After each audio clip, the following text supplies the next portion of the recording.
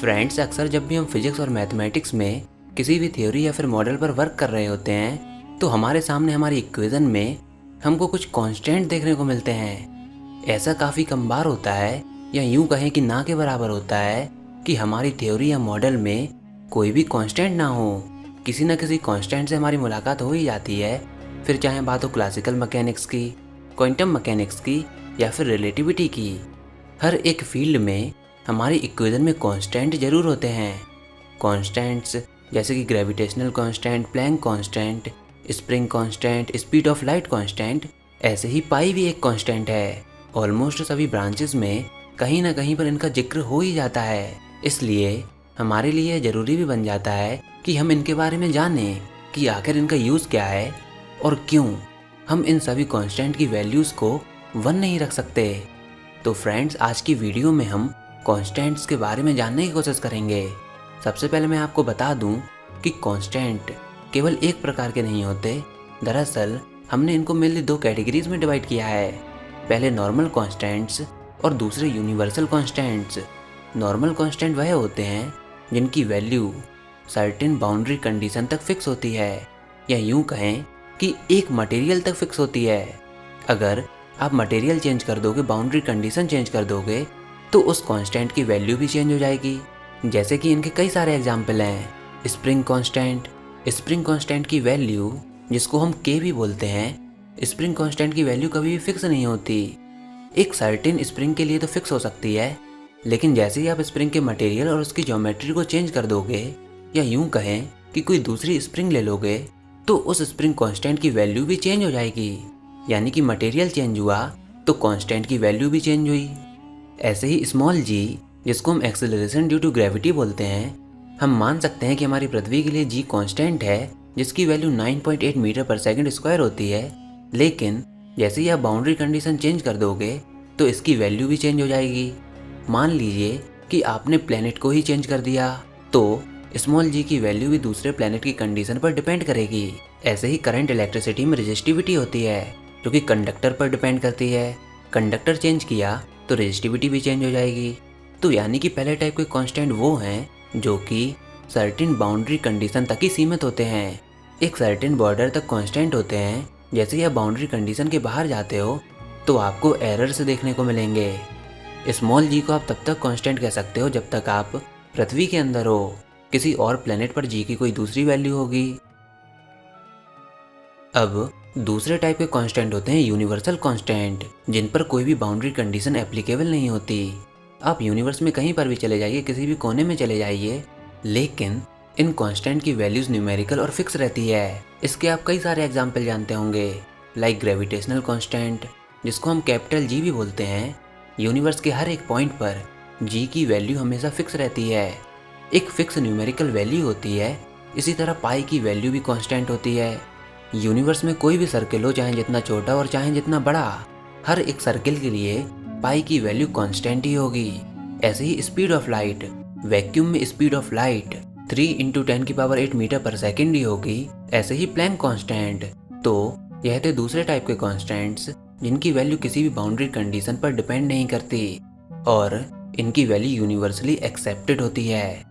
अब वैसे तो मोस्टली सभी यूनिवर्सल कांस्टेंट की एक फिक्स वैल्यू होती है, लेकिन हमारी थ्योरीज और मॉडल में जब भी हम कैलकुलेशन करके यूनिवर्सल कांस्टेंट्स की वैल्यू निकालते हैं तो ऑलमोस्ट हर टाइम हमको न्यूमेरिकल वैल्यू ही मिलती है, और most of the normal constants ratios होते हैं। अब हैरान करने वाली चीज़ यह है कि कभी कभी हमारे मन में यह सवाल उठता है कि क्या जब भी हमारी थ्योरीज और मॉडल में कहीं भी कांस्टेंट आते हैं तो क्या हम डायरेक्टली उनकी जगह पर 1 नहीं रख सकते।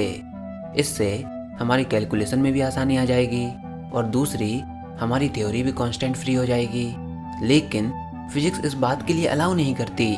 नेचर इसको अलाउ नहीं करता। हम अपनी मर्जी से कांस्टेंट की वैल्यू को 1 नहीं रख सकते। लेकिन आप एक काफ़ी मज़ेदार और एक सर्टेन कंडीशन में आप अपने अनुसार कांस्टेंट की वैल्यू को 1 रख सकते हो, और ऐसा फिजिक्स के इतिहास में एक नहीं बल्कि कई बार हुआ है। बस ऐसा करने की केवल एक ही कंडीशन है कि जिस भी क्वांटिटी में आप कांस्टेंट की वैल्यू को 1 रख रहे हो, वह क्वांटिटी आज से पहले कभी भी किसी के द्वारा डिफाइन नहीं की गई हो। इसको अभी मैं आपको एग्जाम्पल देकर समझाता हूँ। तो हम उस समय की बात करते हैं जब मैकेनिक्स में हम इक्वेशन ऑफ मोशन पर वर्क करते थे।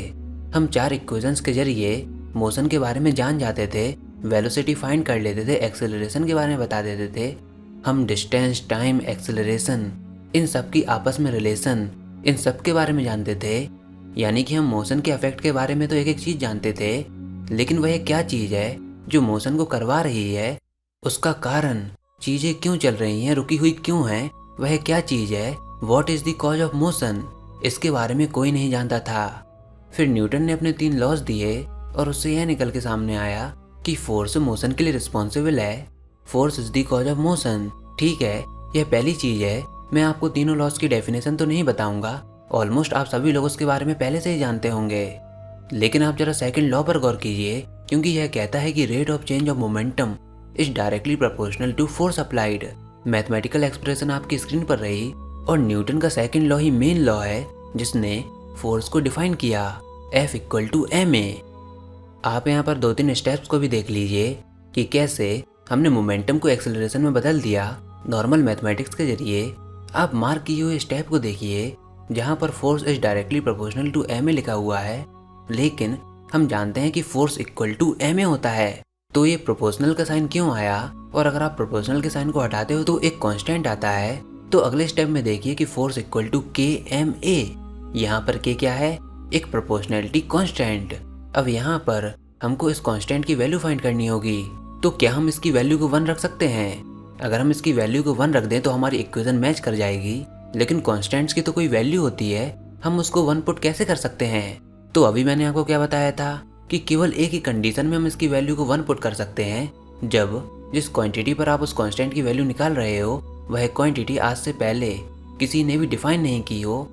तो न्यूटन ने पहली बार फोर्स के बारे में बताया, तब उससे पहले फोर्स के बारे में किसी ने भी नहीं सुना था। मोशन हो रहा था, उसके बारे में जानते थे, लेकिन उसका कारण क्या है? फोर्स। यह चीज पहली बार मैथमेटिकली सामने आई थी। और अगर फोर्स उससे पहले डिफाइन नहीं हुआ था तो जो कांस्टेंट आया है उसकी वैल्यू को हम 1 रख सकते हैं। फिजिक्स इस बात के लिए अलाउ करती है। लेकिन अब अगर कहीं दूसरी बार हमारी कोई थ्योरी में फोर्स आता है और उसमें भी कोई कांस्टेंट आता है तो उसकी वैल्यू को हम 1 नहीं रख सकते, क्योंकि फोर्स के बारे में हम पहले ही जान चुके हैं। तो बात सिंपल सी है कि अगर आप फिजिक्स में कोई भी अननोन चीज़ को ढूंढ लेते हो और अगर उसमें कांस्टेंट आता है तो उस कांस्टेंट को आप अपनी मर्जी के अनुसार 1 पुट कर सकते हो। ऐसा क्यों? क्योंकि आज से पहले किसी ने भी उस क्वांटिटी को डिफाइन नहीं किया। तो फिजिक्स आपको यह ताकत देती है कि आप अपनी मर्जी के अनुसार उस कांस्टेंट की वैल्यू को 1 पुट कर दो। ऐसे ही जब हम फोर्स ड्यू टू ग्रेविटी की बात करते हैं तो उसमें एक कांस्टेंट आता है जिसकी एक फिक्स वैल्यू होती है। उसकी वैल्यू को 1 क्यों नहीं रखा? क्योंकि फोर्स पहले ही डिफाइन हो चुका है। यही कारण है कि न्यूटन ने अपने खुद के ग्रेविटेशनल फॉर्मूले में कांस्टेंट की वैल्यू को 1 नहीं रखा। और अगर Newton force equal to ma के पहले ग्रेविटेशनल फोर्स को डिस्कवर कर देते तो उसमें वह कैपिटल G की जगह पर 1 रख सकते थे। उसी हिसाब से बाकी की सारी इक्वेशन चेंज हो जाती, और अगर यह चीज़ पहले डिस्कवर होती तो उसी प्रकार से सारी की सारी इक्वेशन मैनिपुलेट हो जाती। फिर आज हम यह पढ़ते gravitational force equal to m1 m2 upon r square, और F इक्वल टू ma की जगह पर हम क्या पढ़ते? F इक्वल टू kma, जहाँ पर k की कोई कांस्टेंट वैल्यू होती।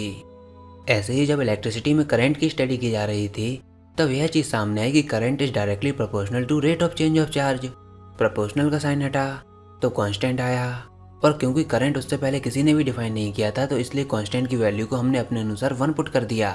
और यहाँ से करंट का फॉर्मूला क्या आया? I equal to Q upon T। ऐसे ही अगर आप फ्यूचर में किसी भी थ्योरी या फिर मॉडल पर वर्क कर रहे हो और अगर आपको कुछ कांस्टेंट मिलता है और अगर आप पाते हो कि जिस वैल्यू के लिए वह कांस्टेंट आया है वह वैल्यू इससे पहले पूरी साइंस कम्युनिटी में डिफाइन नहीं हुई थी, तो आपको फिजिक्स से आज़ादी देती है कि आप उस कांस्टेंट की वैल्यू को 1 रख दो। बाद में उसकी जो भी स्टडी करेगा उसको नए कांस्टेंट मिलेंगे, उसको बाद में देख लिया जाएगा। वह कांस्टेंट की वैल्यू अपने हिसाब से मैनिपुलेट हो जाएगी, वह कांस्टेंट की वैल्यू अपने हिसाब से सेट हो जाएगी। लेकिन फिजिक्स आपको यह आज़ादी देती है कि अगर आप पहली बार उस चीज़ को डिफाइन करते हो तो आप उस कांस्टेंट की वैल्यू को 1 रख सकते हो। एक और चीज़ जो फिजिकल कांस्टेंट्स होते हैं वह नेचर के इफेक्ट को हमारी खुद की यूनिट ऑफ चॉइस में कन्वर्ट कर देते हैं। जैसे कि फोर्स की यूनिट होती है न्यूटन, मास की किलोग्राम, डिस्टेंस की मीटर। तो अगर आप न्यूटन के ग्रेविटेशनल फॉर्मूले को लो F equal to capital G m1 m2 upon r square, तो अगर आपको G की वैल्यू फाइंड करनी है तो प्रैक्टिकली आप जिन जिन पॉइंट्स के बारे में जानते हो उनकी वैल्यू को 1 रख दीजिए। जैसे कि मास की जगह पर 1 रख दीजिए, डिस्टेंस की जगह पर 1 रख दीजिए। तो अगर आप 2 स्पेयर्स को लेते हो जिनका मास 1 किलोग्राम है, जो कि स्पेस में 1 मीटर की दूरी पर है, और जब आप उन दोनों के बीच में ग्रेविटेशनल फोर्स को चेक करते हो तो आप पाते हो कि उसकी वैल्यू 1 न्यूटन नहीं है, बल्कि क्या है 6.674 इंटू 10 की पावर -11। मतलब ग्रेविटेशनल इक्वेशन में हमको एक कन्वर्जन फैक्टर की ज़रूरत होती है जिसको हम कैपिटल जी बोलते हैं। नेचर को इस बात से कोई फ़र्क नहीं पड़ता कि ह्यूमन ने कैसे अपनी यूनिट को डिफाइन किया है। नेचर के पास अपनी खुद की यूनिट होती हैं और हम लोगों को फिजिकल कॉन्स्टेंट्स की ज़रूरत होती है जिससे कि हम नेचर के इफेक्ट को अपने चॉइस की यूनिट में बदल पाएँ। कैपिटल जी ग्रेविटेशनल फोर्स को न्यूटन में बदलता है, ऐसे ही प्लैंक कांस्टेंट फोटोन की एनर्जी को जूल में बदल देता है।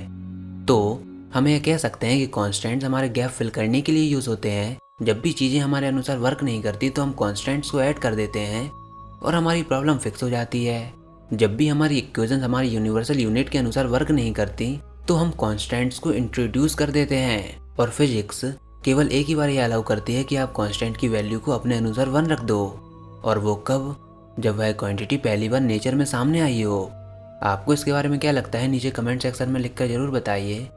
फिलहाल इस वीडियो में इतना ही। आई होप आपको यह वीडियो ज़रूर पसंद आई होगी। अगर ऐसा है तो इस वीडियो को लाइक कीजिए, अपने दोस्तों के साथ शेयर कीजिए, और अगर आपने हमारा चैनल अभी तक सब्सक्राइब नहीं किया तो इसको सब्सक्राइब कर लीजिए ताकि आगे आने वाली कोई वीडियोज़ और अपडेट्स आपसे मिस ना हो पाएँ।